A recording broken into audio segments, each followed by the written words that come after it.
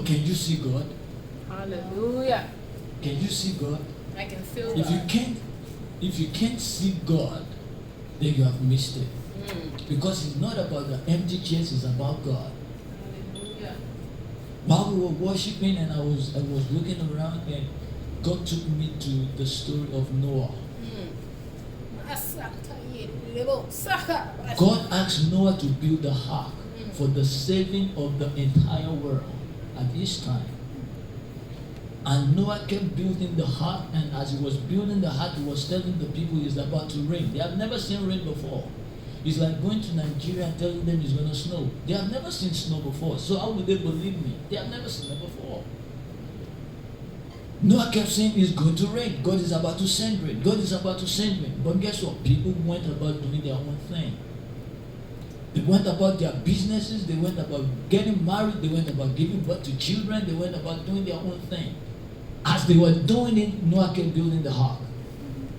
As they were doing it, Noah kept building the ark. As they were doing it, Noah kept building the ark.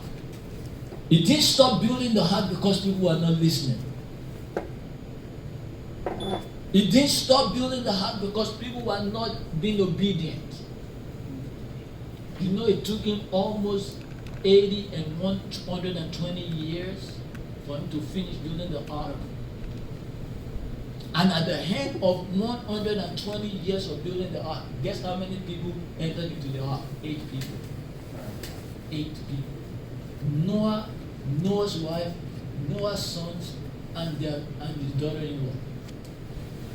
So did Noah build the ark just for 8 people? No. Even though the animals entered 2 by 2, but Noah did not build the ark for just 8 people. Now let's reason. Will the rain have fallen if the people obeyed Noah? Yes. No. Because there is no amount of, or there is, it doesn't matter how large the ark is. It can't fit, there is not how you will put the entire universe in one ark. Obedience will avert punishment. Obedience will always avert punishment. Noah kept building the ark. Noah kept building the ark. Noah kept building the ark. And people are not listening to what he's saying. Do you know that Noah could have lost faith in the process? Come on, if you're doing the same thing for 10 years and you are not seeing improvement, won't you think it's time for me to change direction? Won't you think it's time for me to do something else? Because you're not seeing difference. You're not seeing changes. And you are asking the people to do what God wants them to do. It seems as if you have not heard right. Because at the end of the day, when you kept saying it's about to rain, it's about to rain, it's about to rain, first year it didn't rain, second year it didn't rain, third year it didn't rain, fourth year it didn't rain, 10th year it didn't rain, and you keep saying it's about to rain, it's about to rain. People will say, you're a nuisance. You better go and do something else. What rain is coming? This is the 10th year that you've been saying the same thing, and we have never seen a drop of rain. And not only that, the sky is bright. As a matter of fact, the more you say it's going to rain, the brighter the sky. And he kept building the ark. He kept building the ark. He kept building the ark for 80 years. Yeah. It must be pretty big because he wasn't building it for him and his family alone. Because the instruction God gave to him was build the ark for the saving of the world. Why? Because I'm about to send rain. Those who ever listen to you that comes into the ark will be saved. They will not be wiped away by the flood. But guess what? People will not listen. What of their lack of obedience now stopped Noah from building the ark? Noah will have been wiped away by the flood as well. don't be moved by the lack of obedience of the people. Maybe this is for me. Maybe I'm talking to myself. Don't be moved by the lack of the obedience of the people. Keep doing what you're doing. At the end of the day, guess what? The one that became a blessing to the world came through the lineage of Noah. Yes. Abraham came through the lineage of Noah. So keep doing what you're doing. Because people are not responding does not mean God is not in it. As a matter of fact, I'm not talking about the dryer that we use to dry clothes. The more dry it is, the more evident that God is in it. Hallelujah. Because that is what challenges your faith. When I can't feel you, I will trust your heart. When I can't see you, I will trust that you are there. The more it seems as if it's dry, the more God is in it. If it's entertainment, people will show up. We've heard, how many Feast of Nations have you experienced? 2. Did you see how the place was full? If it's entertainment, people will show up. Tell them tomorrow we are having a party. You will see people show up. If it's entertainment, people will show up. But when God is truly involved, I'm telling you, it won't look as if He's involved. Will you keep going, even at what He says to you for you to do? The instruction He gave you, will you keep at it? Or will you say, because people are not responding, at least God, you called us so that we can be a blessing to the people, but the people that you called us to be a blessing to are not responding, so we need to pack up shop? No. Why? Because the ones that responded, out of them might be the one that God actually wants to use to take the place to another level.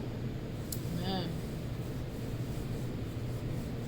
He built the ark for between 80 and 120 years, just for 8 people. Just for 8 people. If you look at the life of Noah, you say, man, this guy is a failure. You're welcome. You say, this guy is a failure. If someone starts a business and the business does not show any sign of profit for 10 years, what will you consider that person to be? A failure. Start another business. Maybe you are not suitable for this business. Maybe you are not called for this business. Maybe you don't know the way out about this business. Start something else. But guess what? Noah kept going at it. And every day he kept saying to them, God is about to send rain. Less times, how many days in a year? With more than 20 years. Just for you to see how many days that he kept saying the same thing. How many days he kept saying the same thing. God is going to send rain. God is going to send rain. God is going to send rain. God is going to send rain. He wakes up in the morning. Have you seen this movie, Evan Almighty? Is he Evan Almighty? Mm-hmm. Yeah. Have you seen that movie? Evan Almighty? They did not believe the guy. Even though it was depicted like the story of Noah, it wasn't in line with the story of Noah. But while he was doing it, even his family did not believe him. Evan Almighty. Oh, Bruce, you saw the Bruce Almighty? You need to see Evan Almighty. Even his family thought he was crazy. Do you know that Jesus' family did not believe him? Jesus' brother did not believe him until after Jesus died and resurrected. James, the brother of Jesus, did not believe him until after Jesus died and resurrected. James, not the James the disciple. The James that wrote the book of James in the Bible was Jesus' brother. Yes. He did not even believe Jesus until after Jesus died and resurrected. Because while Jesus was living, they believed Jesus was out of his mind.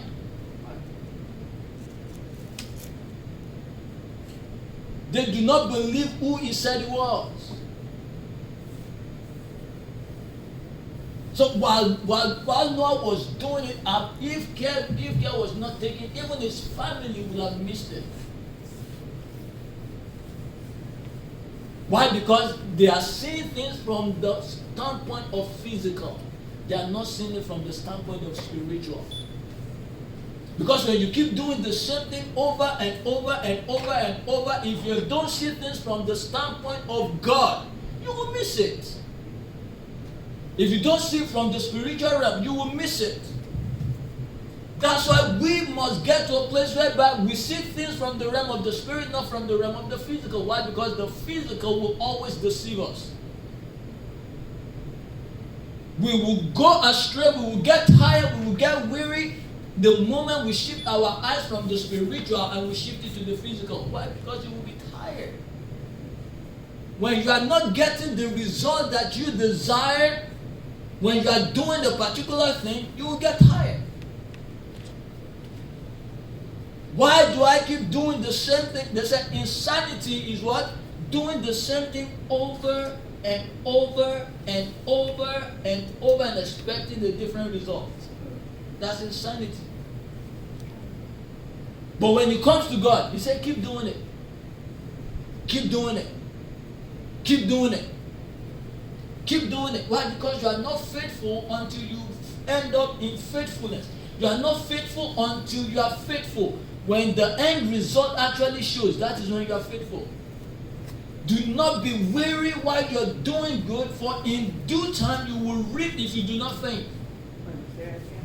Do not grow weary while you are doing good, for in due time you will reap the harvest if you do not faint. Galatians chapter 6. Don't be weary. Keep doing what you're doing. No, it doesn't look as if it's going to rain, but keep building the ark. I wonder how God will be feeling in heaven when Noah kept building the ark. 50 years later, he's still putting hammer to the nail. It's going to rain.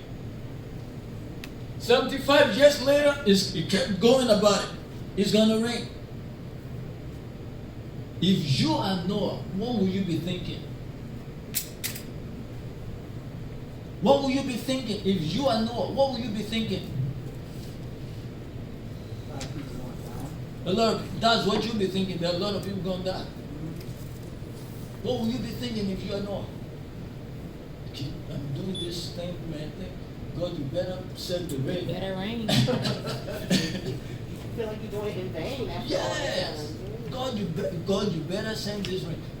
If God have said to Noah the day He was telling Noah that I'm going to send rain, I will send rain in 120 years.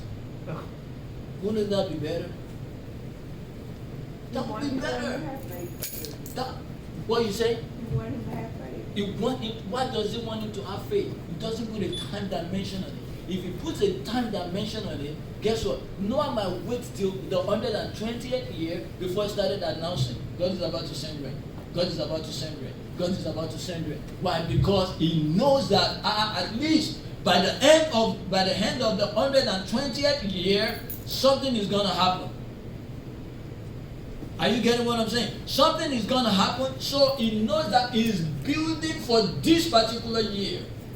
But by God not telling him first, it may make it appear that after, like you say, the first 5 years, 10 years, 15 years, and he shoots his credibility with the people, it definitely gives God the way in to do exactly what he wants to do. The people were honest with him at that point. Yes. As a matter of fact, people will look at him crazy. They look at him crazy. Because if you're saying the same thing, okay, I keep saying to you, oh, God is going to fill this church, God is going to fill this church, God is going to fill this church. I said in the first year, we were like 5. I said in the second year, we went from 5 to 7. I said in the third year, we went from 7 to 5. I said in the fourth year, we went back to like 10. I said in the fifth year, we are now ranging between 7 and 9. Don't you think that the people that are constant, or that are consistent between the third year and the fifth year, the one they think, this pastor is not getting himself right. Something is wrong. When Noah kept saying it, I believe some people will be walking, they see Noah knocking and building the ark, they will be like, look at this crazy man. Let me go about my business.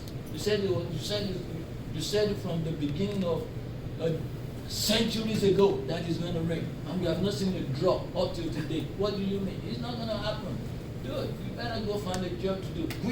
Quit this job and go find something else to do. But guess what? Faith requires consistency. Focusing your attention on the instruction that God has given to you.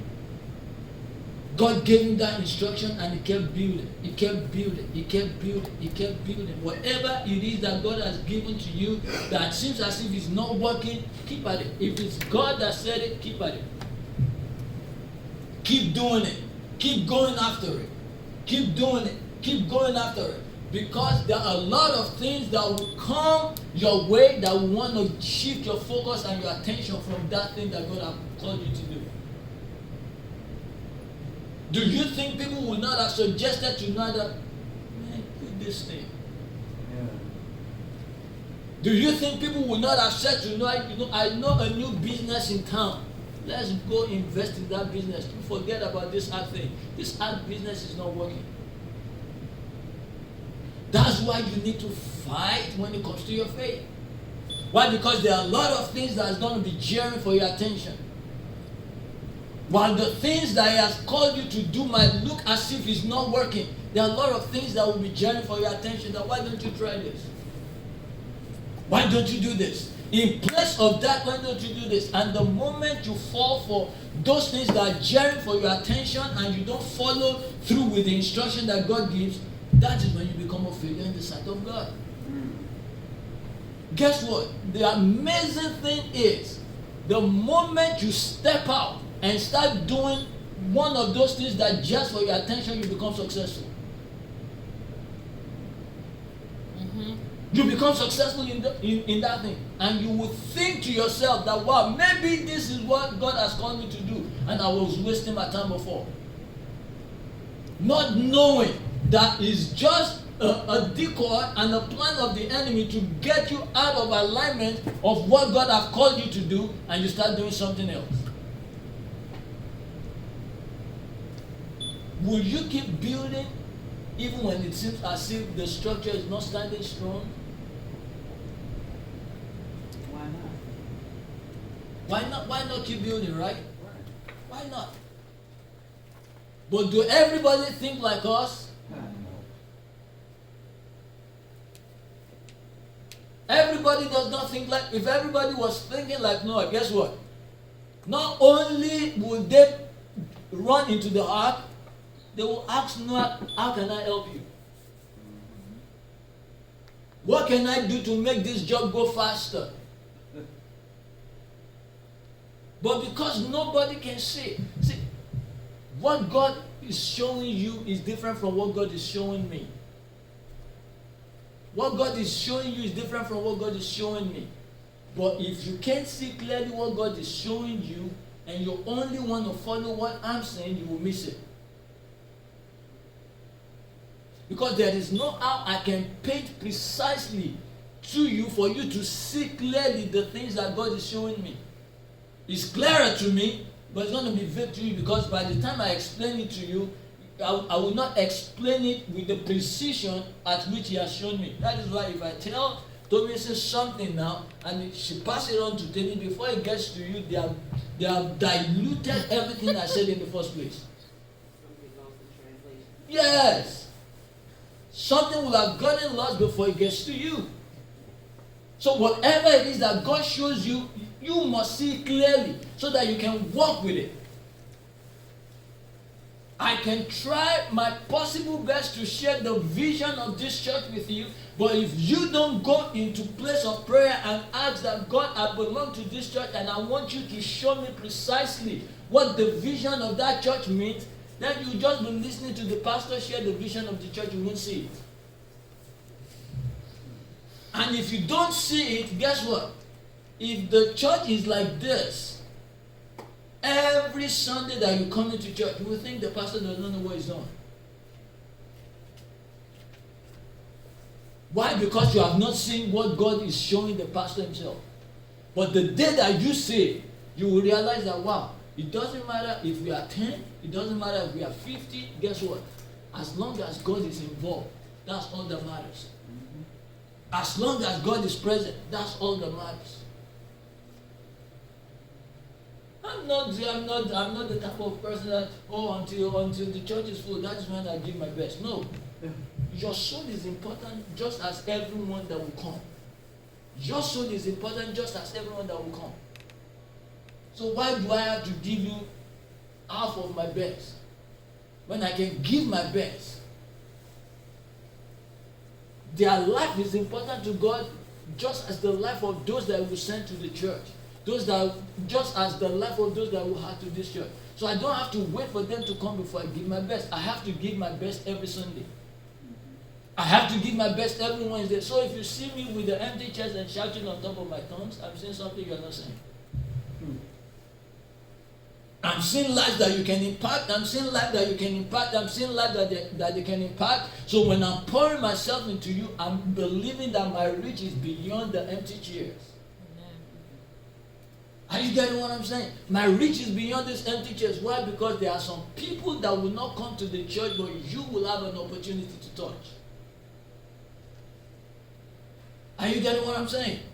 There are some of your friends that you can invite them till Jesus comes. Just like people who are talking about Noah and calling Noah crazy, that's the way they'll be looking at you. They will not come to church. But guess what?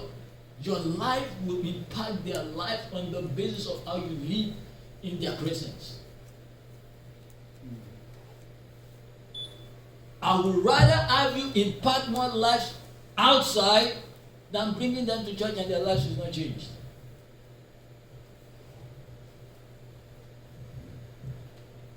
I would rather have you touch more lives outside than bringing them to church and they come to church, they listen and they go and nothing is different.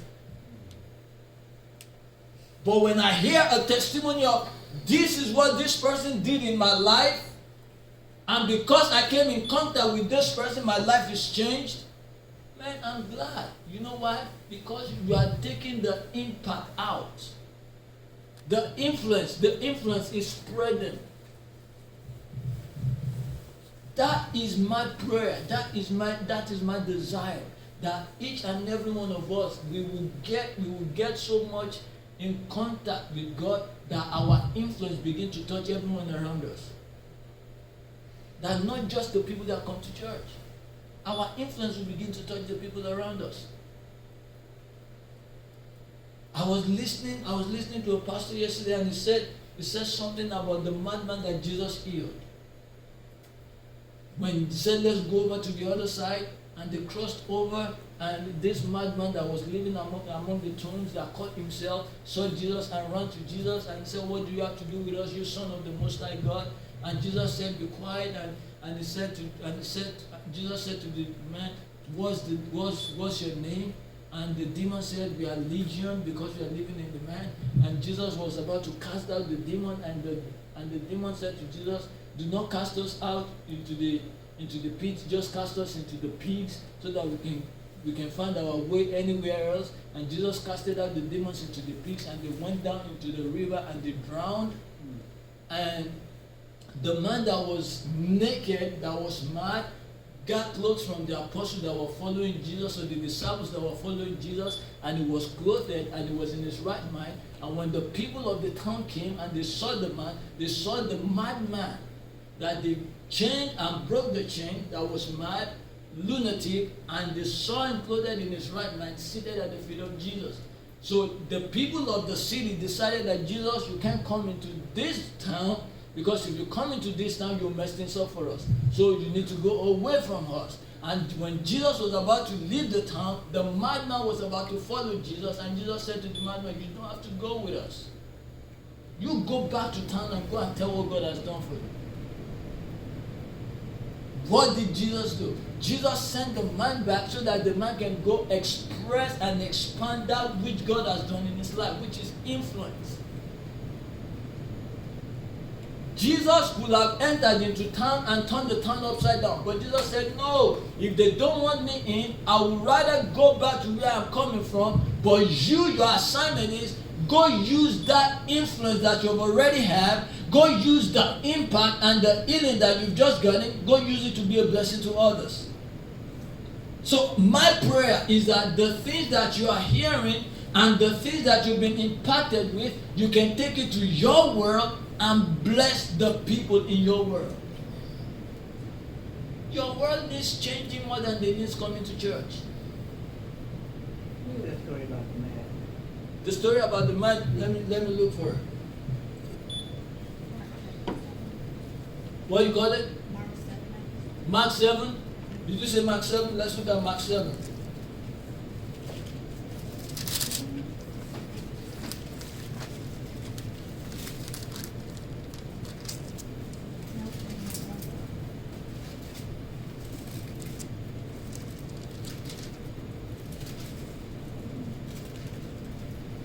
No, it's not Mark 7.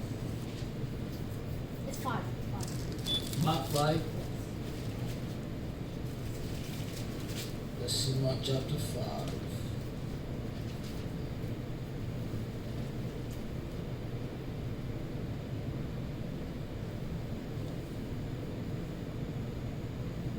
Nope. Nope. It's not Mark chapter 5. Mark chapter 5. 5, 18. 8. Mark chapter 5, 8. Yes. Yes. Well, he said to him, come out of the man unclean spirit. Then he's asked Okay. his name. All right. So verse 11. Okay. Yes, Mark chapter 5. Thank you, Bible scholars. Thank you. I know you went to Bible school. Yes, Mark chapter 5. Yes, that's it. Mark chapter 5.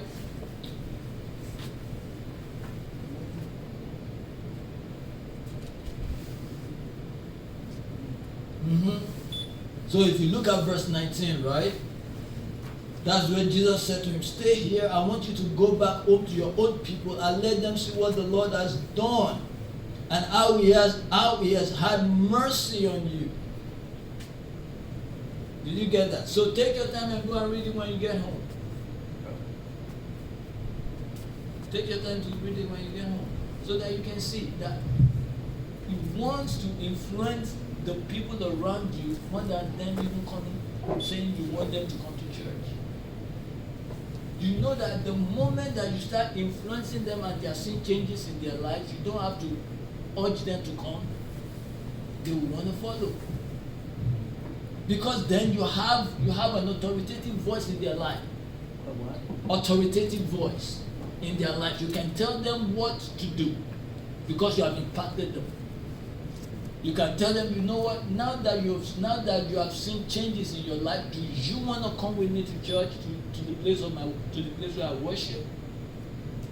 But the moment you are not making an impact and you're trying to invite people to church, guess what? They will not listen. They will be like the people that are just hearing but it's not getting in their heart. Are you getting what I'm saying? So I don't want you to lose heart while you're doing what it is that God has shown you to do. Don't lose heart. Sometimes it's going to be more hard on the journey before the destination. Sometimes it's going to be difficult on the journey before you get to the destination. We want a smooth sailing journey.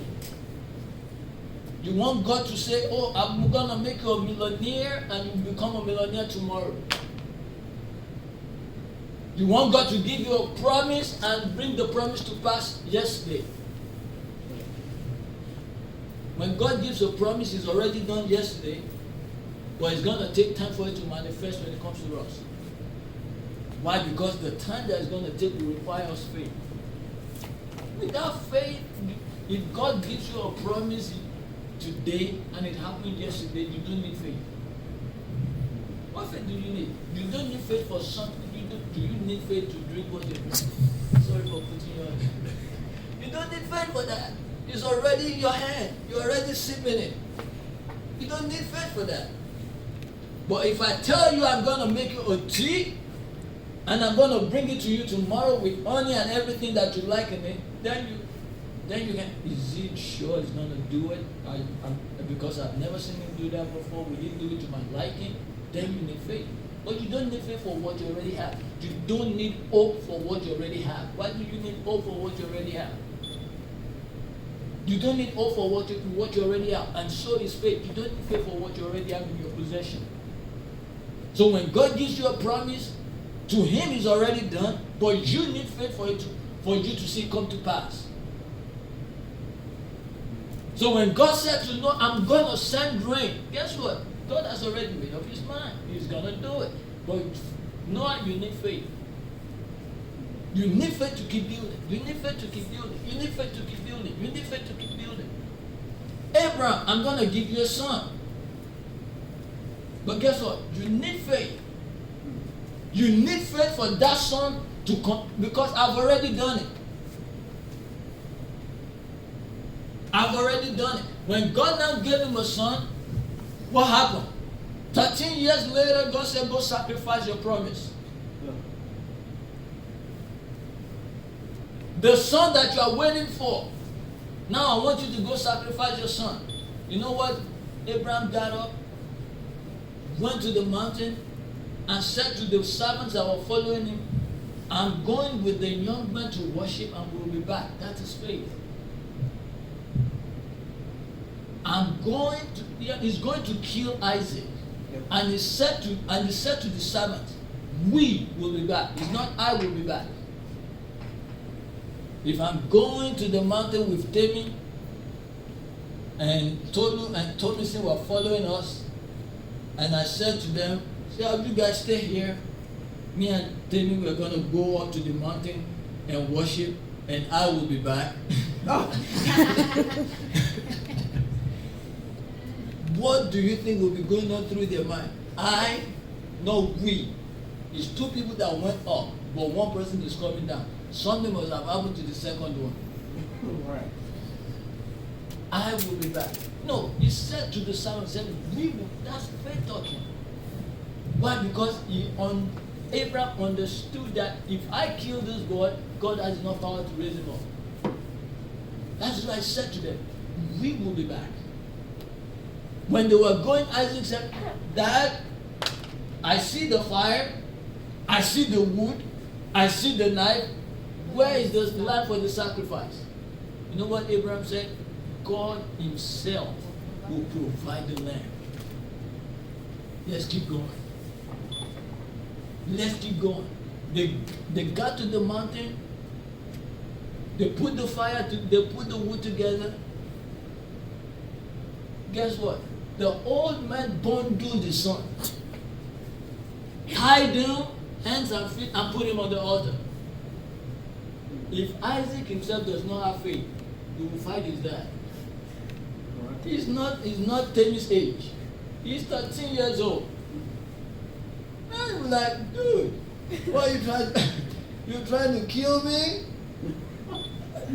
The sons of this generation will fight it. Man, am I the lamb? You trying to kill me? Before you know it, they will run away and call the cops. That man just do you know what my dad is trying to do? My dad is trying to kill me. Isaac himself had faith for him to release himself, to be sacrificed. And guess what? The moment Abraham decided to slaughter his son, he heard the voice. Abraham, now I know that you love me. Do not kill your son. I have seen your heart. I have seen your heart is with me. Do not kill your son. And he heard a ram in the chicken, the thing that he said to Isaac. the Lord himself will provide a sacrifice. Now listen to this as I close. What if he went to a different mountain? What if he had not followed instruction the way God gave him? Take your son, your only son, the one you love, to a mountain that I will show you, and there sacrifice him to me. What if he had gone to a different mountain? Faith requires following instruction toe to toe. The way he said it is the way you need to carry it out. Don't add to it, don't take away from it. Don't use your own rationale. But God, if it doesn't work this way, can we do it this way? No. You want to prove that you know more than God. The moment that you start using your own rationale, you want to prove that you know more than God. You don't. And you don't. And you don't. If you knew more than God, you could have created the universe yourself. Right? Right? I'd like to see that. You like to see that? Yeah. Man, we're going to wait forever to see that. Exactly. Exactly. Because there is no one that can create something out of nothing. No one. Everything that has been created so far was created out of something that already existed. Nobody can create something out of nothing but God. And that is why if you read in the book of Hebrews, the Bible says they call those things that are not as though they are. They don't look at, that is why when you look around you and you look at the things that seems as if it's not working right around you, all you have to say is, you know what? To us it might look like that, but not to God. Because he sees beyond what we see. Amen? He sees beyond what you see. So the dry season in your life is not even dry to God. Because he sees something different from what you see. So may God open our eyes so that we will begin to see the way he sees things. May God open our hearts so that we will begin to see what God is trying to show to us. Because the moment we can see the way that God sees things, our lives will be different. We will not be moved by what we see. We will not be moved by what we see. We will not be moved by our condition. We will not be moved by our circumstances. Why? Because we are seeing things from the standpoint of God. We are seeing it from God's eye view. So when you start seeing things from God's eye view, life is better. Life is different. You live life differently. So Noah can continue building the ark because he's seeing things from the standpoint of God. Not from the people around him. Not from the dryness around him. Not from the bright sky that he kept saying it's going to rain. If he says it's going to rain and the sky became black, then it's good. People will start, man, maybe something is about to happen for real. Last story. How many of you remember the story of Elijah? When Elijah went on the mountain, it has not rained for 3 years, and Elijah went on the mountain to pray because God said it's about to send rain. And he prayed, and the first time he sent his messenger out to go look at the cloud was as bright as 12 noon. He kept praying. He sent the messenger out again. The messenger said, nothing is happening. The third time, the fourth time, the sixth time, until he went the seventh time. What if he had stopped on the sixth time? Until the seventh time, the servant now came and said, sir, I saw a cloud as small as a man's hand. So sometimes when God is going to do something big in your life, it will start very small.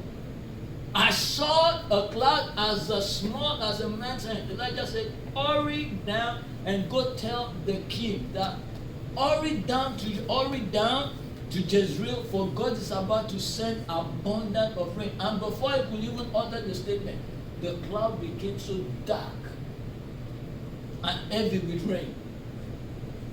So most of the times, what God wants to do in your life is not going to start big. Because if you want to climb your ladder, you don't start from the top. If you start from the top, what's going on? What's going to happen?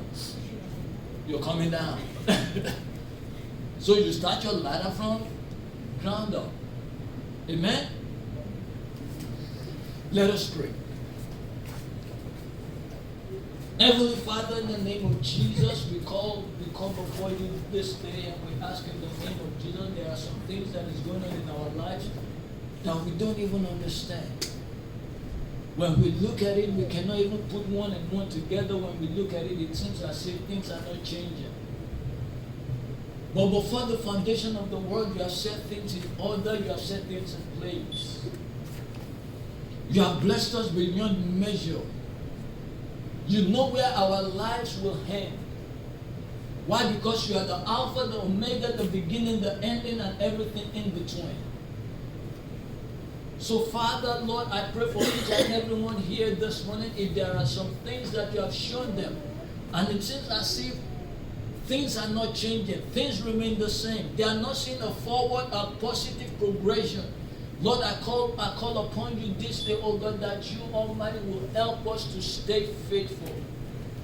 Help us to remain faithful, oh God. Help us not to give up.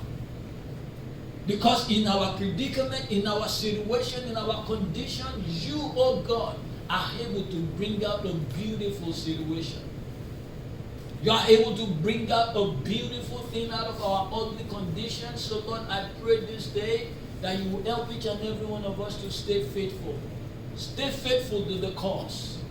Stay faithful to the cause. Not to give up, not to go weary, not to go tired, not to relent, but to keep pressing on. To keep pressing on. To keep pressing on. Because at the end of the day, we know that that which you have said concerning us and concerning our lives will speak. We give praise and glory to your name. In Jesus' mighty name we pray. Amen.